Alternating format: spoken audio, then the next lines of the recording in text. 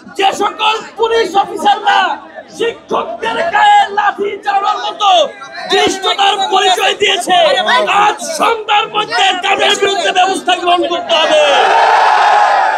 আমার শিক্ষকদের গায়ে লাঠি চলবে আর আমরা বসে বসে দেখবো, সেটা কখনোই হবে না। সম্মানিত শিক্ষকবৃন্দ, ঢাকা বিশ্ববিদ্যালয়ের ছাত্রদের পক্ষ থেকে, গণতান্ত্রিক ছাত্র সংসদের পক্ষ থেকে আপনাদের যে দাবি, সেই দাবির প্রতি আমি পূর্ণ সংহতি জ্ঞাপন করছি।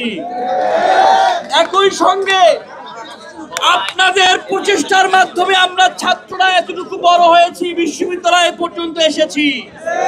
আপনাদের গায়ের উপরে লাঠি চালানো হয়েছে, জল কামান মারা হয়েছে, আমরা সেটা দেখেছি। গণ অভ্যুত্থানের পরে শিক্ষকদের উপরে এভাবে লাঠি চার্জ হতে পারে না। এইটা একটা গণতান্ত্রিক দেশের পরিবেশ নয়। আপনারা সহিংসতা করতে ঢাকাতে আসেন নাই, ন্যায্য দাবি নিয়ে এসেছেন। আমি ইন্টারিম গভর্নমেন্টকে এই মুহূর্তে দাবি জানাই, যে সকল পুলিশ অফিসাররা শিক্ষকদের গায়ে লাঠি চালানোর মতো দৃষ্টতার পরিচয় দিয়েছে, আজ সন্ধ্যার মধ্যে তাদের বিরুদ্ধে ব্যবস্থা গ্রহণ করতে হবে। আমার শিক্ষকদের গায়ে লাঠি চলবে আর আমরা বসে বসে দেখবো, সেটা কখনোই হবে না। বন্ধু, সম্মানিত শিক্ষকবৃন্দ, আপনাদেরকে আশ্বস্ত করে এতটুকু বলে শেষ করতে চাই, বাংলাদেশ গণতান্ত্রিক ছাত্র সংসদ, জাতীয় নাগরিক পার্টি আপনাদের সুখে দুঃখে সবসময় আপনাদের পাশে আছে। আমরা যে কথা সামান্তা আপা বলে গেছেন, আমরা বারবার এই সরকারের কাছে আবেদন জানিয়েছি একটি শিক্ষা সংস্কার কমিশন গঠন করবার জন্য।